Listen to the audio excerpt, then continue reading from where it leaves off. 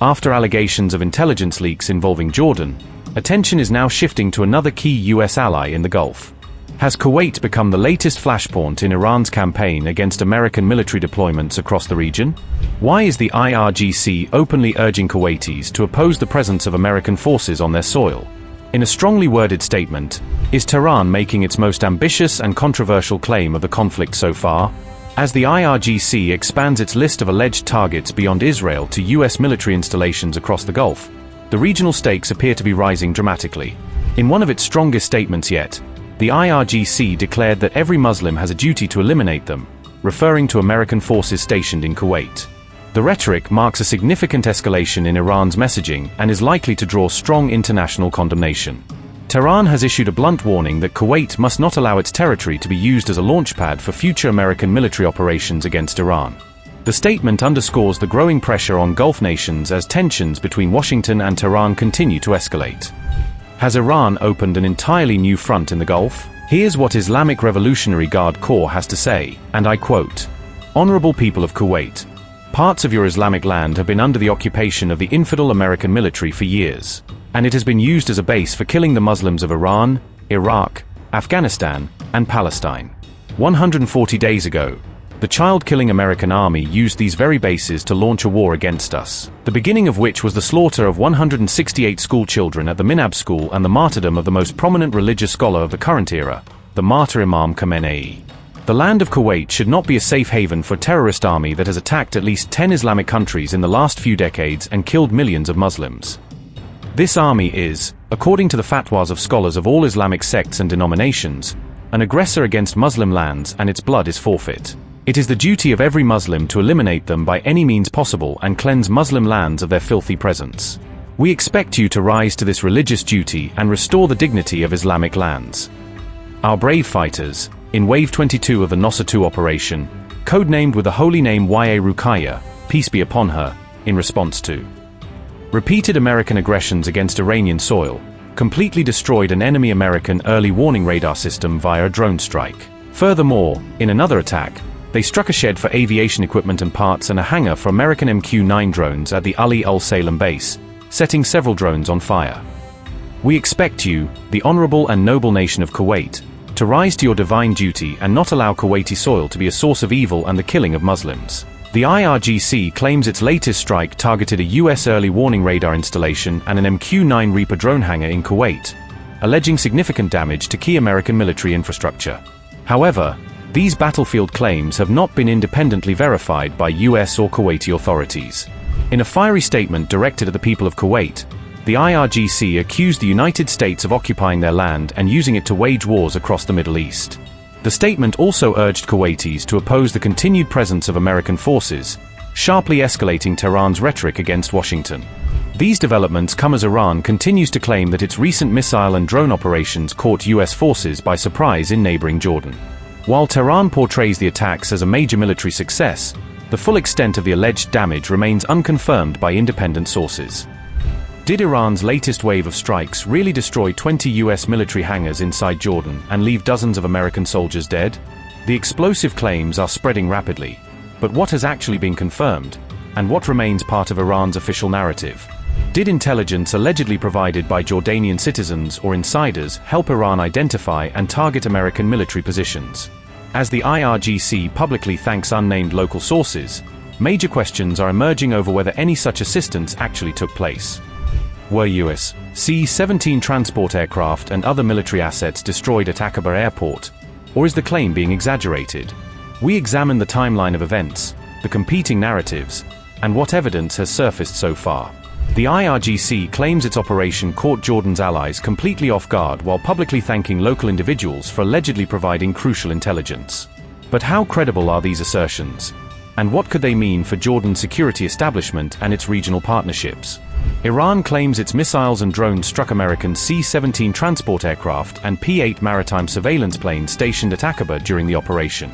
If these claims are accurate, it would mark one of the most significant attacks on US military assets in the region, but independent verification remains limited. The IRGC says the 21st and 22nd waves of Operation Nosser 2 unleashed another round of coordinated missile and drone strikes against US military targets. Tehran is describing the attacks as devastating successes, although many of the battlefield claims have yet to be independently confirmed. Iran launched a fresh wave of missiles at US military targets across the Middle East as the conflict entered another dangerous phase. Multiple missile launches were reported from different parts of Iran, signaling a broad escalation in the regional confrontation. Kuwait said its air defenses engaged hostile Iranian drones after detecting multiple aerial threats entering its airspace. Statement by General Staff of Kuwaiti Armed Forces said, and I quote, "Kuwaiti air defenses are currently confronting attacks by hostile drones, following the sinful Iranian aggression." The General Staff of the Army notes that any explosion sounds heard are the result of air defense systems intercepting the hostile attacks. Everyone is requested to adhere to the security and safety instructions issued by the competent authorities. Unquote. Bahrain activated air raid sirens and urged residents to seek shelter as regional missile threats intensified. The U.S. Embassy warned that central Manama could face potential threats as security conditions rapidly deteriorated. Statement by U.S. Embassy in Bahrain said, and I quote, "The U.S. Embassy has information to suggest that Iran may seek to target unspecified locations in central Manama. We urge all Americans to remain vigilant, follow local authorities' instructions, and review the latest guidance from the U.S. Embassy." Unquote. The IRGC claimed responsibility for a second attack targeting the U.S. military base at Al-Tanf in southeastern Syria. Iranian-linked reports said the latest operation struck a U.S. Special Operations Command Center in what they described as a surprise attack. The IRGC claimed it launched missile strikes targeting U.S. military aircraft at Jordan's Al-Azraq Air Base during its latest operation. The IRGC said the missile attack inflicted what it described as severe damage on several American military assets at the base. Iran's Islamic Revolutionary Guard Corps claimed local Jordanian sources provided intelligence that helped identify U.S. military targets. The IRGC claimed its strikes destroyed 20 hangars used by U.S. forces at Al-Azraq Air Base in Jordan. Iran also claimed the attack damaged U.S. C-17 military transport aircraft and P-8 maritime surveillance aircraft stationed at the base. Iran's latest missile campaign came as the United States carried out a 9th consecutive night of strikes on Iranian targets. Statement by CENTCOM said, and I quote, "CENTCOM began conducting a new wave of strikes against Iran at 7 p.m. Eastern Time today for the 9th consecutive night. The strikes will continue degrading Iranian military capabilities used to attack commercial vessels and civilian mariners transiting the Strait of Hormuz." Unquote. Statement by CENTCOM said, and I quote, "U.S. Central Command, CENTCOM, successfully completed the 9th consecutive evening of strikes against Iran, July 19th, at 10 p.m. Eastern Time. CENTCOM assets targeted Iranian military command centers, air defense and coastal surveillance sites, maritime capabilities, missile and drone launch sites, and communications networks to further diminish Iran's ability to attack commercial vessels and civilian mariners transiting the Strait of Hormuz. The U.S. military is holding Iran accountable at the Commander-in-Chief's direction. CENTCOM forces remain highly vigilant, focused, lethal, and ready." Unquote. Explosions were reported across southern Iran and around the northwestern city of Tabriz during the latest round of attacks. Chabahar, Konarak, and Mahahar were among the locations reportedly hit in the newest wave of American strikes. President Trump said the United States had struck Iran very hard again tonight as operations continued. Trump said the latest military action honored American service members killed during the conflict. Well, we feel very badly, but those great people, those great patriots were out there fighting that Iran cannot have a nuclear weapon. Iran has been very, very badly damaged. They've lost everything almost militarily. They've got very little left. They've got some missiles. They've got some drones. They've got some manufacturing ability, not much. We control the strait. They don't control anything. So we'll see what happens. But we hit them very hard again tonight.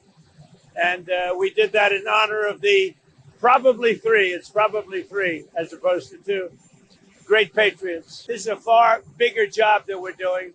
We were doing a little job of stopping them from having a certain capability. Now we're just ending it.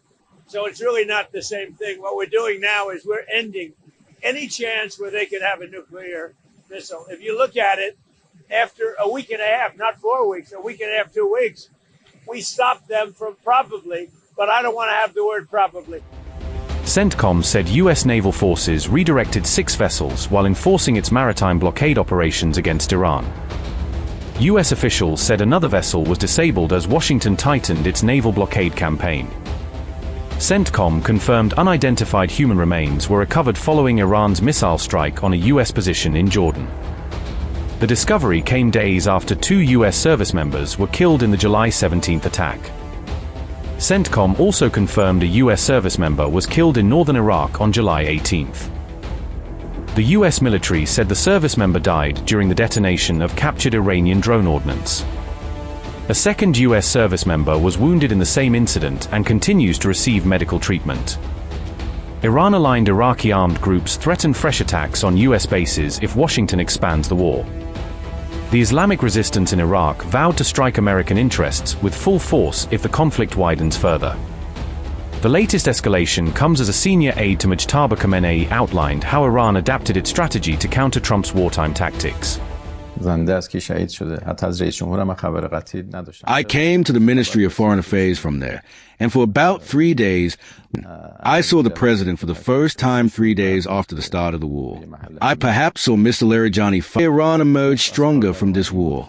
This is their own expression. Iran astonished the world. Iran showed its real power. They say, we just realized that your atomic bomb is the Strait of Hormuz. We have been looking for something else until now. The world has realized that Iran is strong. This might actually have been our greatest victory.